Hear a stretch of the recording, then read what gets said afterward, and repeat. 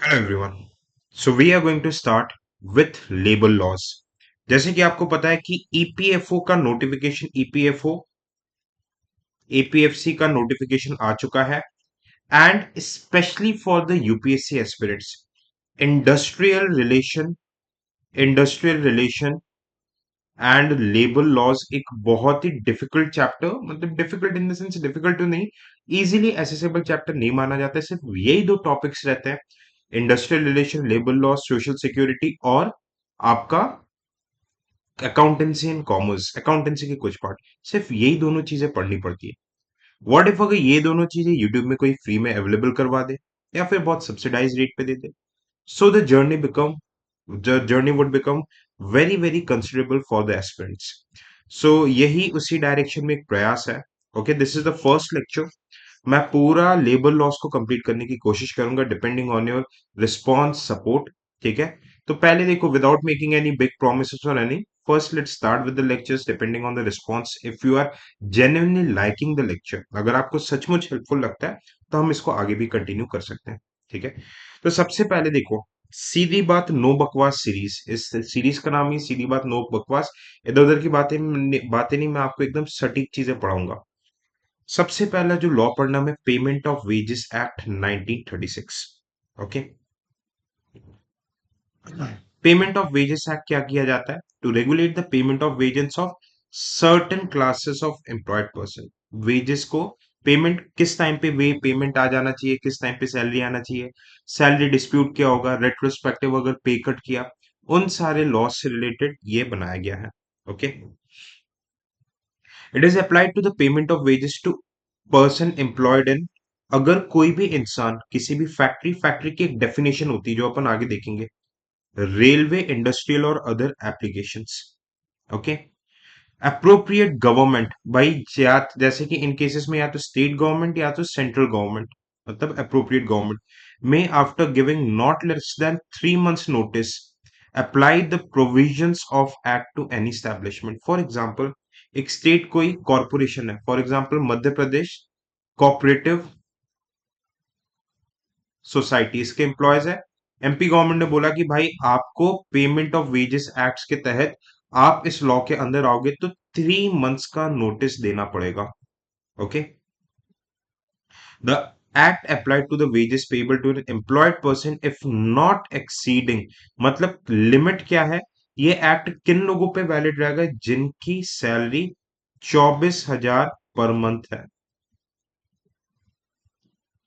अब देखो, जो कोड्स ऑफ लेबर वगैरह है उन सबको भी अपन पढ़ेंगे। ठीक है, तो की आउटकम्स क्या है? 3 month के अंदर स्टेट या सेंट्रल गवर्नमेंट इसे अप्लाई कर सकता है। दूसरी इंपॉर्टेंट चीज क्या है कि 24,000 is the upper capping.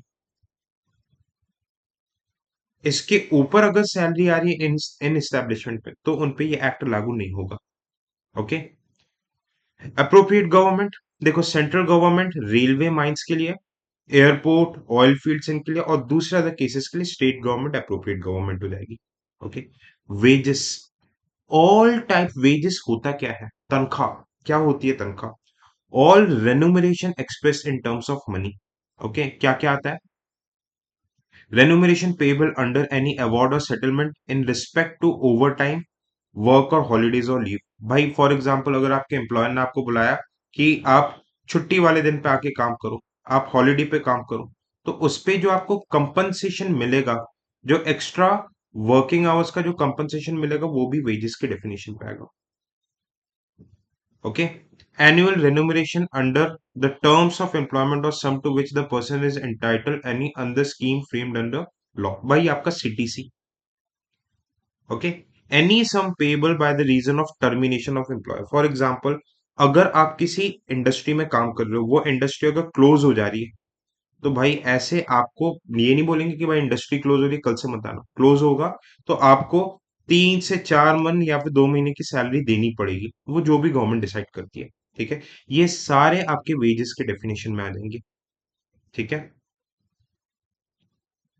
Any bonus. Okay, याद रखना बोनस आ जाएगा इसमें। House accommodation, supply of light water medical, ये सर्विसेज आ जाएगा। ओके, ठीक है, देखो ये सारी चीजें नहीं आएगी, बोनस नहीं आएगा। ठीक है, थोड़ा कंफ्यूजन हो गया था।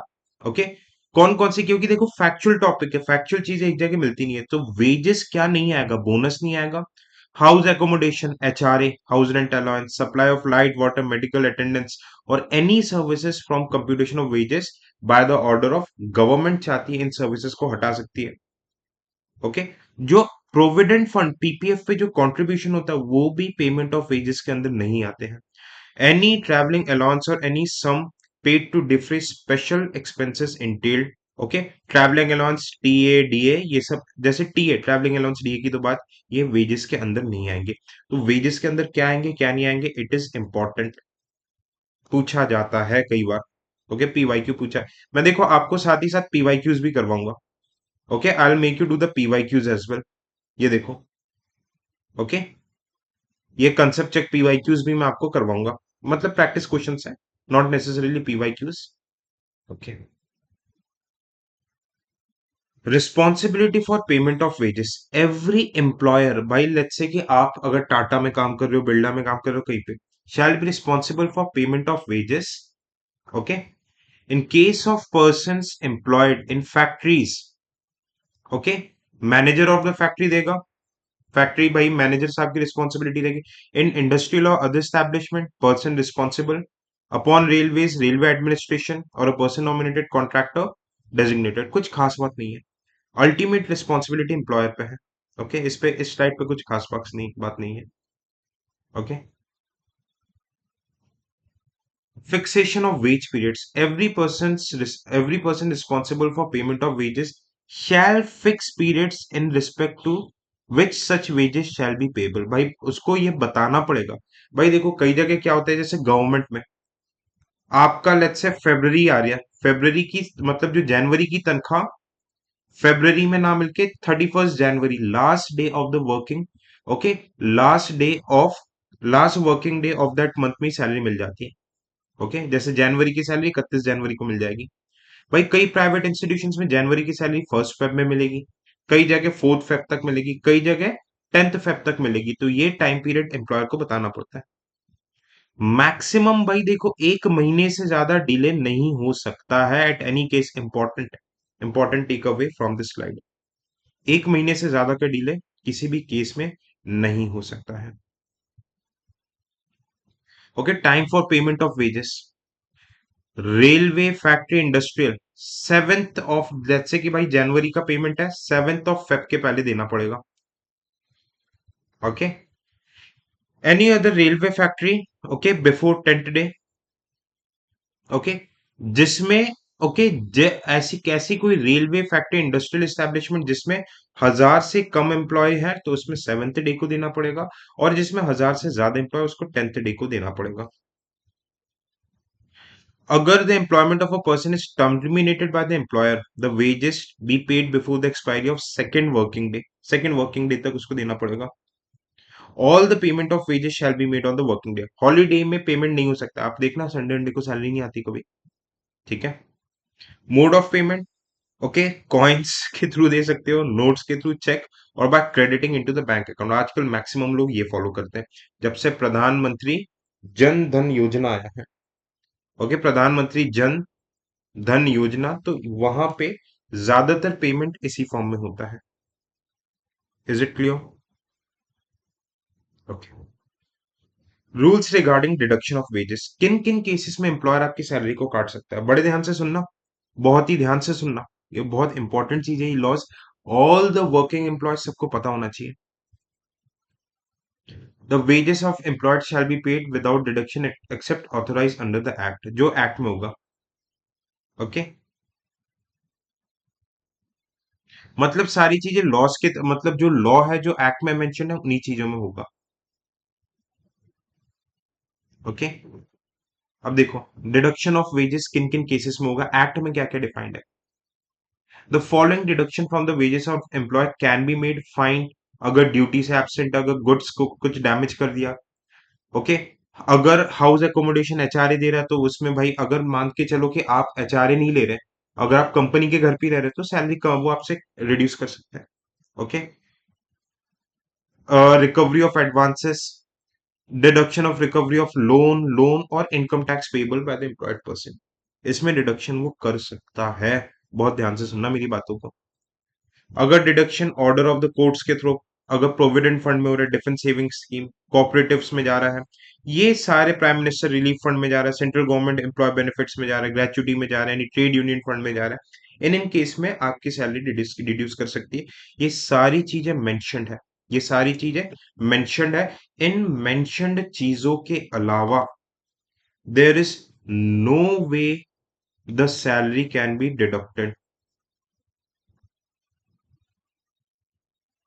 समझ लो, गांठ बांध लो इन चीजों को। there is no way the salary can be deducted. All right.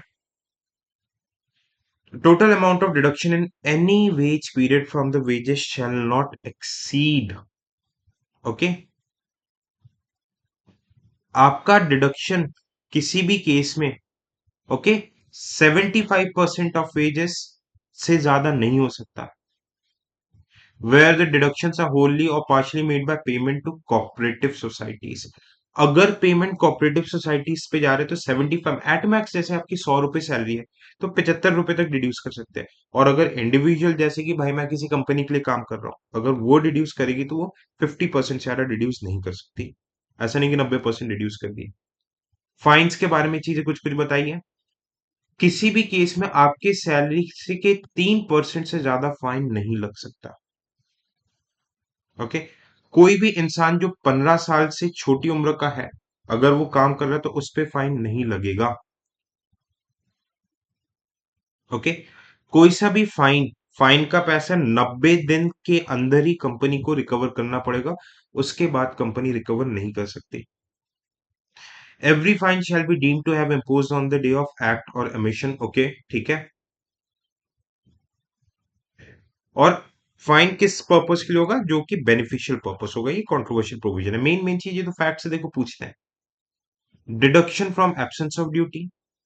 If 10 or more persons absent without due notice without reasonable cause, deductions may include amount not exceeding of wages of 8 days। मान के चलो भाई 30 से 31 दिन वो काम कर रहा है तो ज्यादा से ज्यादा 8 दिन तक की तनख्वाह काटी जा सकती है लॉ के तहत। ओके। डिडक्शन ऑफ डैमेज के ऊपर है, ये कोई खास प्रोविजन नहीं है। इंस्पेक्टर, कौन है भाई इंस्पेक्टर? इंस्पेक्टर, अब भाई ये गवर्नमेंट के तरफ से एक इंस्पेक्टर अपॉइंट होगा जो कि चेक करेगा कि क्या ये लॉज, क्या ये प्रोटोकॉल सही तरीके से, सही मायने से इम्प्लाय हो रहे हैं कि नहीं। An inspector appointed under factories act 1948 shall be inspector under this act. Factories act है, उसके अंदर ही इंस्पेक्टर अपॉइंट होता है। कई केसेस में डीएमई रहता है। गवर्नमेंट, अप्रोप्रिएट गवर्नमेंट, स्टेट या फिर सेंटर अपॉइंट करती है। Okay. A center may make an examination and inquiry, inspect, search any premises supervised। ठीक है। अब इंस्पेक्टर क्या कर सकता है? एग्जामिन कर सकता है, इंक्वायरी कर सकता है, फैक्ट्री की किसी भी प्रेमाइस को सर्च कर सकता है to supervise the payment of wages. ठीक है। अच्छा, a very very important announcement, we would be launching very soon prelims 2026 crash course, जहां पे आपके सारे सब्जेक्ट्स कवर्ड होंगे। ऑल द सब्जेक्ट्स कवर्ड होंगे by different expert faculties. We have expert faculties from शून्य, शून्य से लेके आ रहे हैं, एनआईटी आईआईटी से लेके आ रहे हैं। सीसैट के फैकल्टीज 15+ ईयर से ज्यादा के एक्सपीरियंस है। बहुत रीजनेबल रेट पे we will launch the mentorship. तो ठीक है, और इसमें लाइव मेंटरशिप भी रहेगी। Okay. So the course would be launched very soon, most probably in the end of August. तो आप इस कोर्स के डिटेल्स, और बहुत रीजनेबल रेट पे लॉन्च करूंगा, इस कोर्स के डिटेल्स के लिए you can join civil soldier Telegram channel. इस टेलीग्राम चैनल का लिंक इस वीडियो के डिस्क्रिप्शन में रहेगा। I hope it's clear. Okay, just give me a minute यार, I just have a very important call. Hello hello hello, just give me a minute. Okay.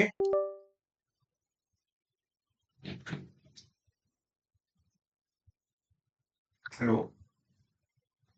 Hello. Yes yes. हाँ।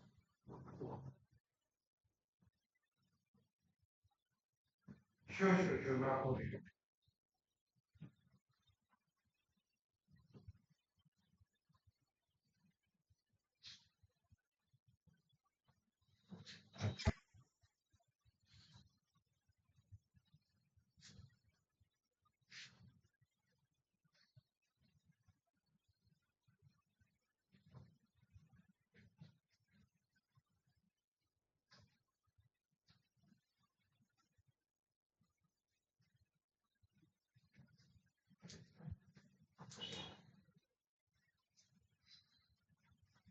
Alright, just a minute, I am back.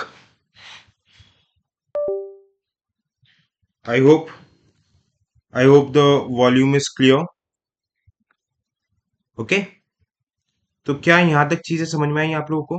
Are the things clear till this part? Okay, so let's proceed. I'm sorry, I really had a very, very important call. Okay. Inspectors may require by written order of any production. Okay. देखो अब ये क्या है, inspectors की power, ये अपन factory act में detail में पढ़ेंगे। Okay. Claim arising out of deduction और delay of payment of wages, अगर किसी केस में वेजेस अगर लेट होने लगते हैं। ओके। सो इस केस में पेनाल्टी रहेगी the claim arising out of deduction of wages और delay of in payment of wages and penalty for okay malicious claim. Okay, तो ये आपके बारे में मतलब बताया गया कि पेनाल्टी रहेगी।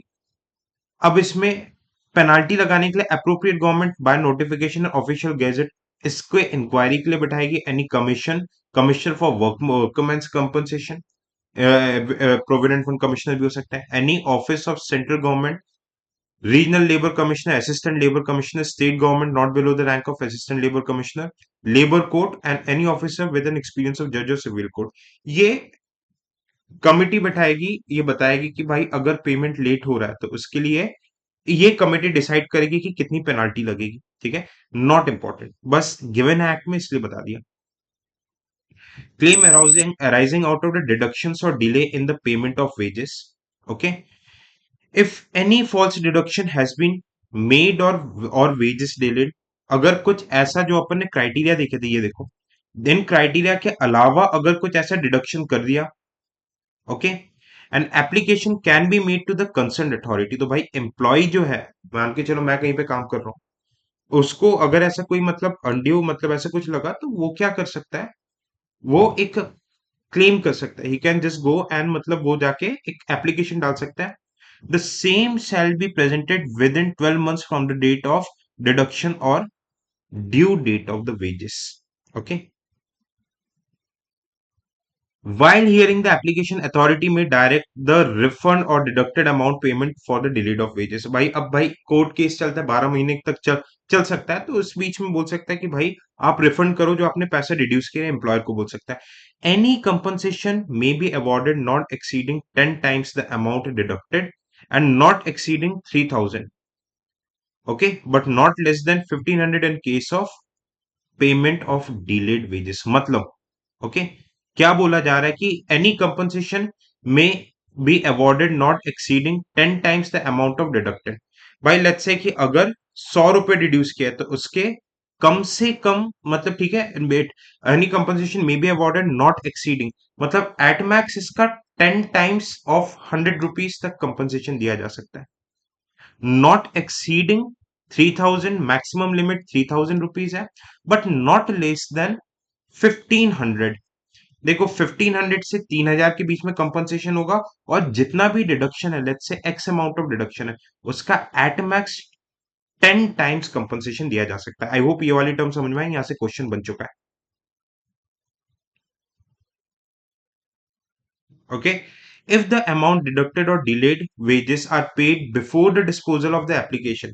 भाई डिस्पोजल ऑफ द कंप्लेन जो एप्लीकेशन उसके पहली जो डिडक्शन था उसको अगर इनने डिस्पोज कर दिया, तो payment of compensation not exceeding 2,000 में बी डायरेक्टेड। यहाँ पे क्या है 3,000 भाई अगर केस खत्म होने के पहले एम्प्लॉयर ने अपनी गलती मान ली, बोल दिया कि भाई ठीक है हमने डिड्यूस कर लिया था, तो भाई ये 3,000 कम करके एम्प्लॉयर की तरफ भी थोड़ा सा दया वाली दृष्टिकोण दिखाएगी गवर्नमेंट और बोलेगी ठीक है 2,000 तक का करेंगे। Claim under this act shall be dispose with in a period of 3 months. Okay, 3 months मतलब 3 महीने के अंदर अंदर सुनवाई करके सेटलमेंट करना है। बात समझ में आई? Okay. No direction for payment of compensation shall be made in case of delayed payment. In case the delay was due to bona fide error, dispute amount payable to the employed person, occurrence of okay, emergency अगर कुछ भाई जैसे कि Covid वोविड type का हो गया, okay, the failure of employed person to apply for except payment. ठीक है, दिस इज नॉट इम्पोर्टेंट, ये आपको थोड़ा सा जान के रखना है। जो जो टर्म्स मैं बता रहा हूँ, देखो सारी चीजें काम की नहीं है। ओके, अब देखो कुछ क्वेश्चंस को अपन चेक कर लेते हैं। Payment of wages act not exceeding 24,000, starting में देखा था। Okay, as per the payment no wage shall exceed, 1 महीने तक एटमैक्स पेमेंट करना पड़ेगा।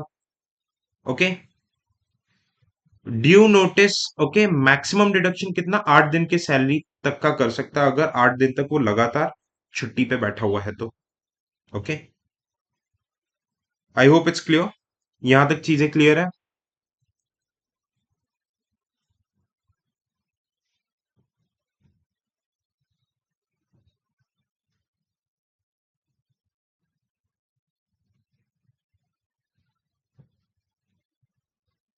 Okay, next is minimum wages है।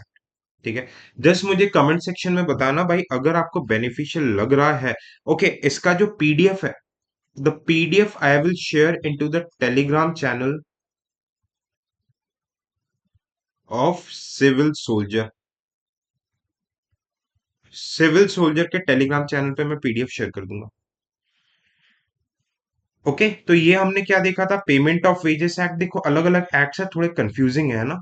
Payment of wages act 1936। अब हम देखेंगे minimum wages act 1948।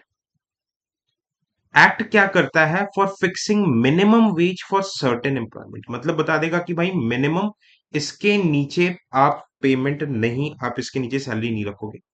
Okay, a person, definition क्या है, a person who has completed 14 years of age but has not completed 18, 14 से 18 साल का बच्चा एडोलेसेंट माना जाएगा। 18 के ऊपर का अडल्ट, भाई जो भी हम एग्जाम में बैठेंगे अडल्ट, और 14 साल से छोटा का बच्चा चाइल्ड। ठीक है, याद रखना इसके ऊपर ही पीवाईक्यू है। I make you do the PYQs, मैं सारे पीवाईक्यूज कराऊंगा, टेंशन मत लो। द वैल्यू, ओके, डेफिनेशन क्या है, ऑल रेन्यूमरेशन। अब इस एक्ट के तहत वेजेस, आपकी तनख्वाह क्या हो जाएगी। ओके, देखो पेमेंट ऑफ वेजेस एक्ट के अलग आपके वेजेस की डेफिनेशन अलग अलग है, मिनिमम वेजेस एक्ट के तहत आपकी वेजेस की डेफिनेशन अलग हो सकती है। ठीक है, दे कैन बी डिफरेंट, इस बात को आपको समझ के चलना। ऑलराइट।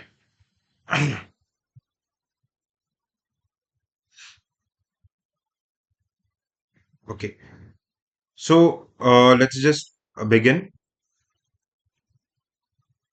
वैल्यू देखो, all remuneration express in terms of money payable to a person in respect of his employment includes HRA. वहां पे एचआरए नहीं था, यहाँ पे एम्प्लॉयमेंट और एचआरए दोनों है। क्या क्या इंक्लूडेड रहेगा, ओके, टोटल जितना कंपनसेशन प्लस एचआरए। अब क्या क्या इंक्लूडेड, नॉट इंक्लूडेड क्या क्या, house accommodation, supply of light water, medical attendance, ये सारी चीजें, एनी कॉन्ट्रीब्यूशन पीपीएफ वगैरह, ईपीएफ की कॉन्ट्रीब्यूशन, ट्रैवलिंग अलाउंस, ये सब नहीं रहेगा। तो ऑलमोस्ट ऑलमोस्ट जो चीजें वहां पे इंक्लूडेड नहीं थी, वही चीजें यहाँ पे भी इंक्लूडेड नहीं है। Fixing of minimum wages. The appropriate government shall fix the minimum wages payable to the employee. सरकार फिक्स करेगी।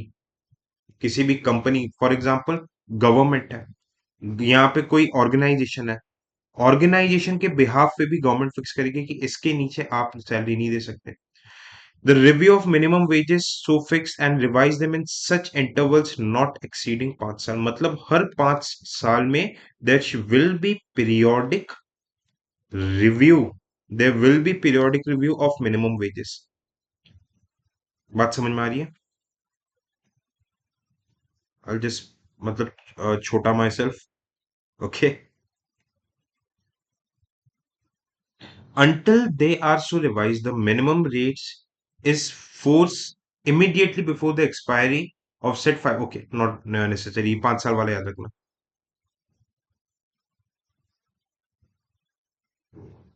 The appropriate government may refrain from fixing minimum rates of wages in respect of any scheduled employment in which there are in the whole state less than 1,000.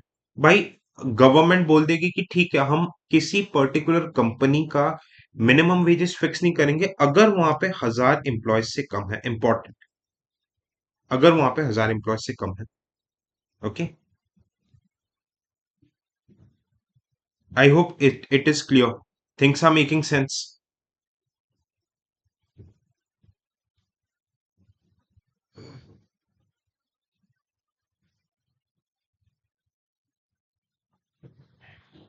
Clear.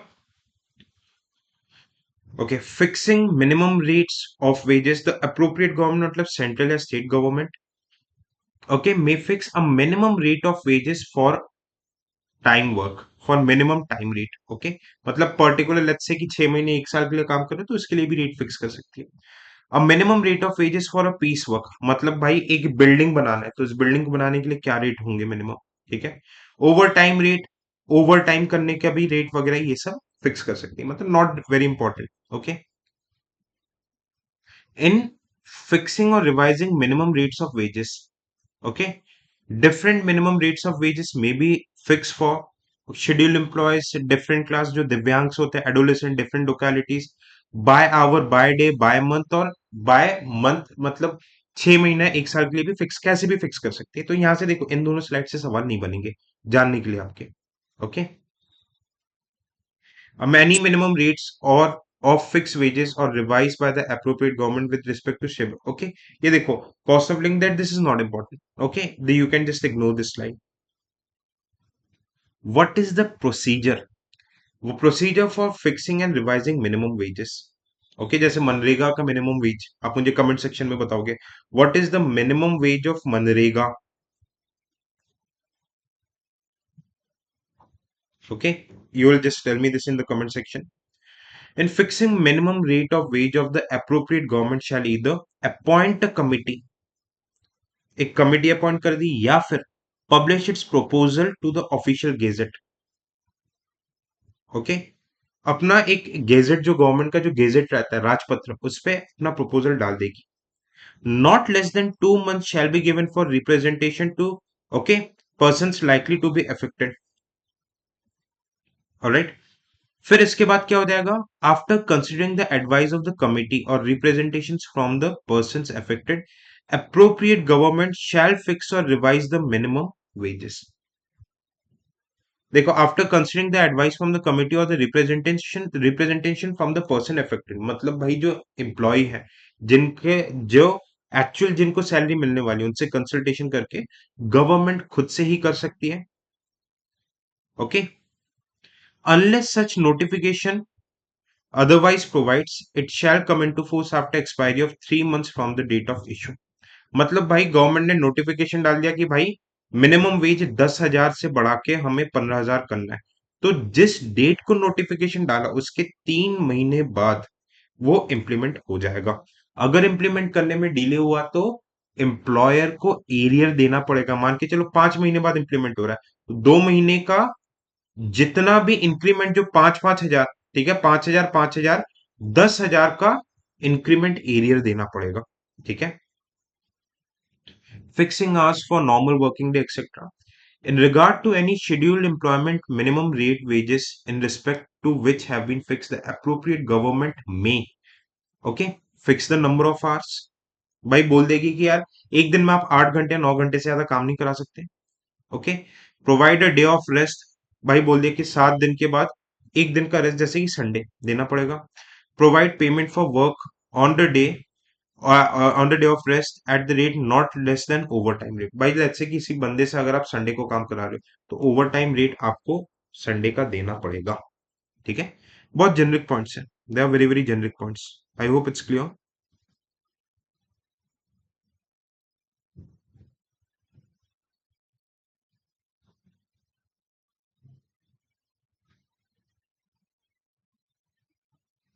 I hope it's clear.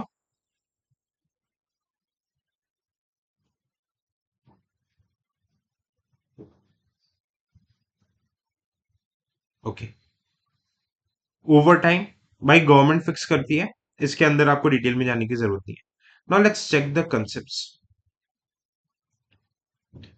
Minimum wages act was enacted for the purpose of fixing of minimum rate of wages in scheduled employment। scheduled employments क्या रहता है, किसी भी employer का अगर scheduled रहता है मतलब एक गेजेट रहता है जिसमें डूज एंड डोंट सब कुछ रहता है, terms and conditions of employment जो सब कुछ साइन होते हैं, इसको शेड्यूल्ड एम्प्लॉयमेंट बोलते हैं। एवरी एम्प्लॉयमेंट नहीं आएगा, ये सारी चीजें दूसरी, इसके बारे में अपन बात करेंगे, लिविंग वेज क्या होता है। रिव्यू भाई हर 5 साल में होना चाहिए। ओके, तो क्या ये दोनों आपको क्लियर है? Are the things clear to you और not?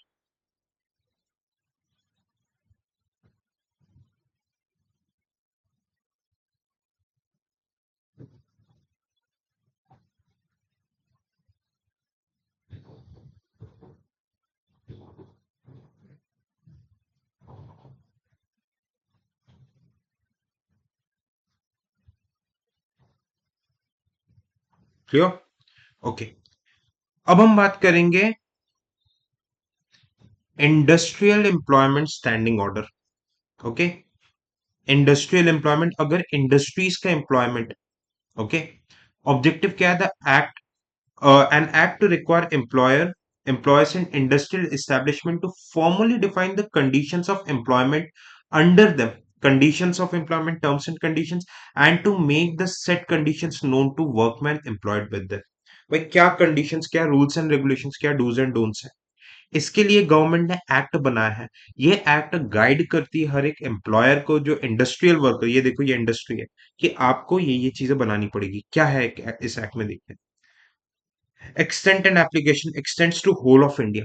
It applies to every individual establishment, 100 or more workmen are employed or were employed on any day of preceding or any day on the preceding 12 months। मतलब simple सी बात, 100 से ज्यादा employees जहां पे भी किसी भी फैक्ट्री पे काम करेंगे उस पे ये वैलिड हो जाएगा। अप्रोप्रिएट गवर्नमेंट 2 महीने का नोटिस देके उन इंडस्ट्रीज पे जिसपे 100 से कम एम्प्लॉयज है उस पे भी इस एक्ट को लागू कर सकता है। मतलब उसके भी एम्प्लॉयर को ये चीजें माननी पड़ सकती है। क्या यहां तक बातें क्लियर है? Okay, definitions. An industrial establishment defined in the payment of wages act. Payment of wages act में जो जो अपन ने इंडस्ट्रियल एस्टेब्लिशमेंट देखा था, जैसे rail factory, a factory defined in the factories act देखेंगे, a rail defined in the railways act, the establishment of a person for the purpose of fulfilling a contract with the owner of any individual establishment। ठीक है, किसी को मतलब government चाहे तो एक order के थ्रू भी एस्टैब्लिश कर सकता है। डेफिनेशन, ओके, क्या डेफिनेशन होता है? ये डायरेक्ट एक्ट की कॉपी है। Classification of workman whether permanent, temporary, apprentice, probational.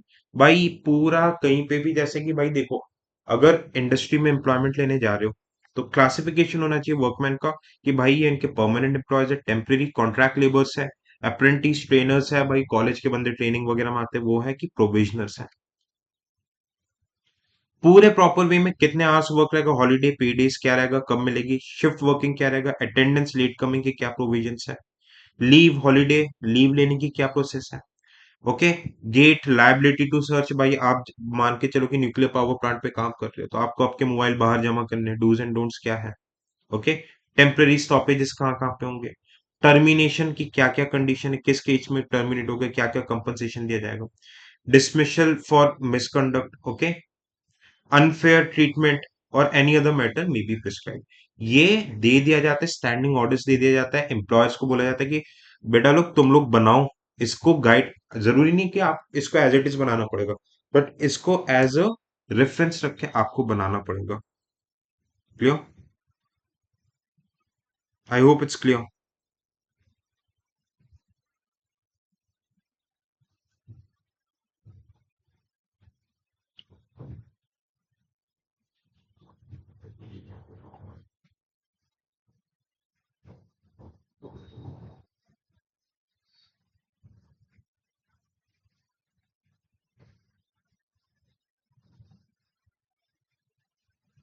Okay,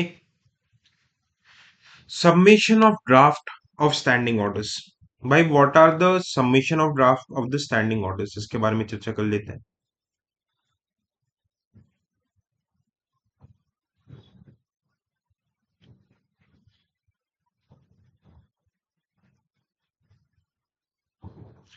इसके बाद ट्रेड यूनियन एक्ट है। Okay, let's just complete this first. Submission of draft of the standing orders. Okay.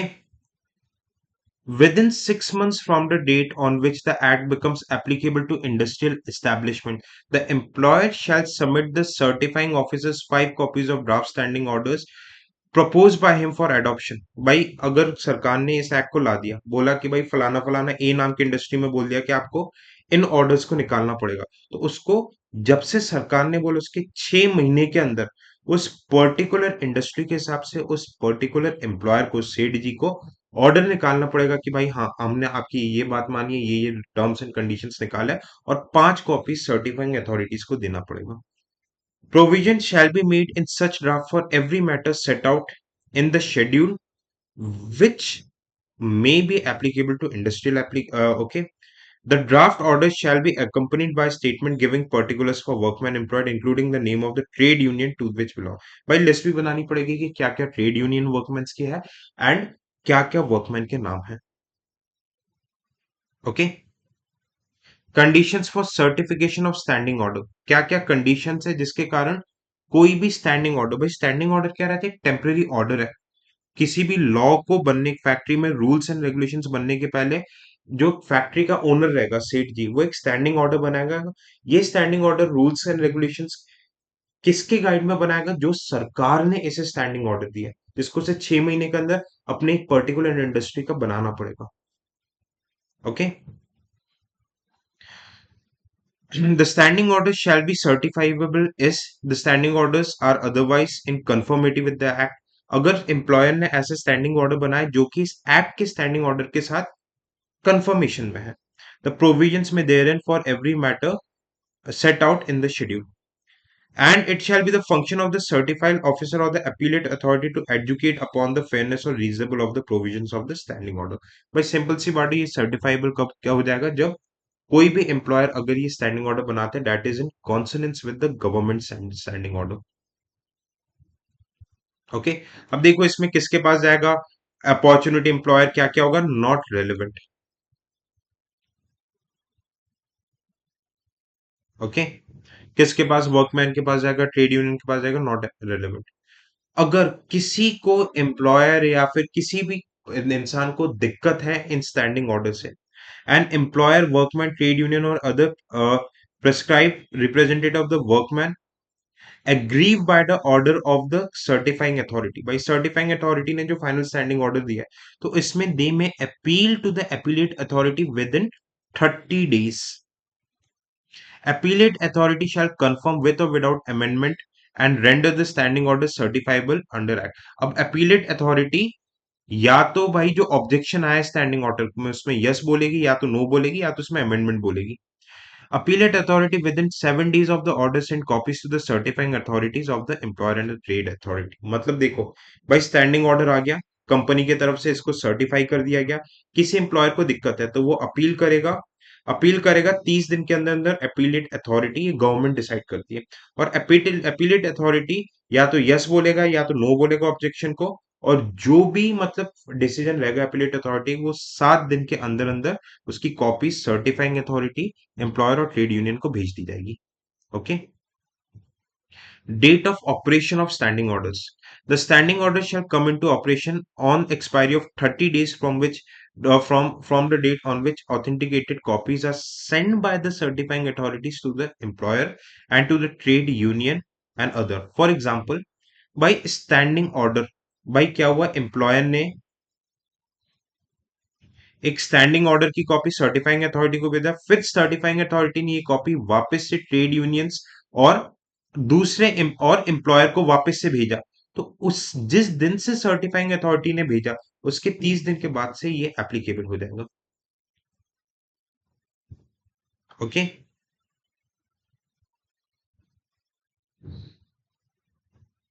या फिर अगर किसी को समस्या है, उसने अपीलेट अथॉरिटी को दे दिया, अपीलेट अथॉरिटी ने जो भी डिसीजन लिया, उस डिसीजन के 7 दिन के बाद वो वापस से एप्लीकेबल हो जाएगा। तो 7 और 30 ये 2 दिन आपको याद रखना है।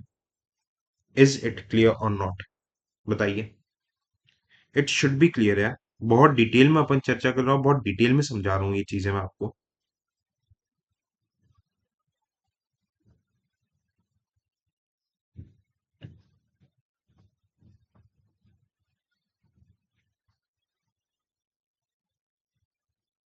Is it clear? बहुत आराम से पढ़ा रहा हूँ।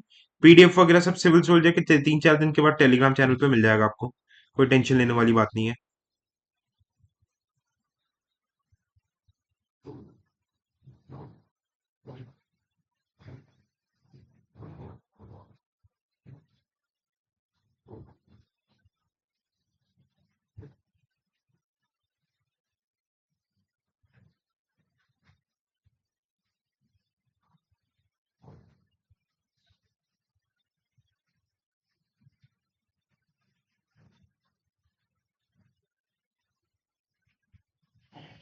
Alright.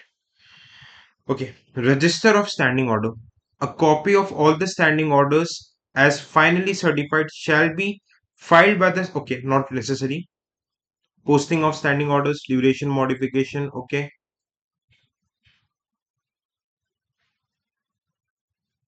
Okay. Standing order finally certified, अगर भाई स्टैंडिंग ऑर्डर जो एम्प्लॉयर ने भेजा और सर्टिफाइंग अथॉरिटी ने सर्टिफाई कर दिया, not be liable to modification until the expiration of 6 months from the date on which standing order last modification came into operation. भाई मान के चलो कि अगर कोई स्टैंडिंग ऑर्डर को सर्टिफाई कर दिया तो 6 महीने तक इसमें कोई भी मॉडिफिकेशन नहीं हो सकता। सिंपल सी बात है। Okay, where any workman is suspended by the employer pending investigation of misconduct against him, the employer shall pay। भाई किसी को अगर सस्पेंड कर दिया और उसके अगेंस्ट अगर मिसकंडक्ट की इन्वेस्टिगेशन चल रही है, in that case the employer shall pay to the workman subsistence allowance. अब सबसिस्टेंस अलाउंस क्या रहता है? मतलब सस्पेंड करने पे जो अलाउंस मिलता है, 50% of the wages for the first 90 days of suspension, 75% of the wages for the remaining period. Simple सी बात है। ओके। बहुत ही सिंपल सी बात है। कुछ भी इसमें रॉकेट साइंस नहीं है।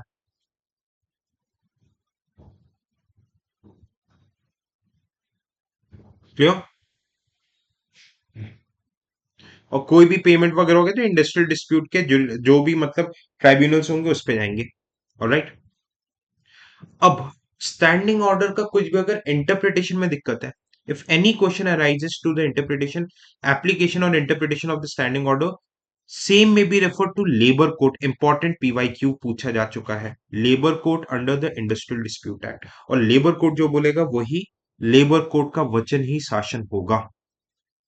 क्लियर? अब देखो कंसेप्ट चेक कर लो।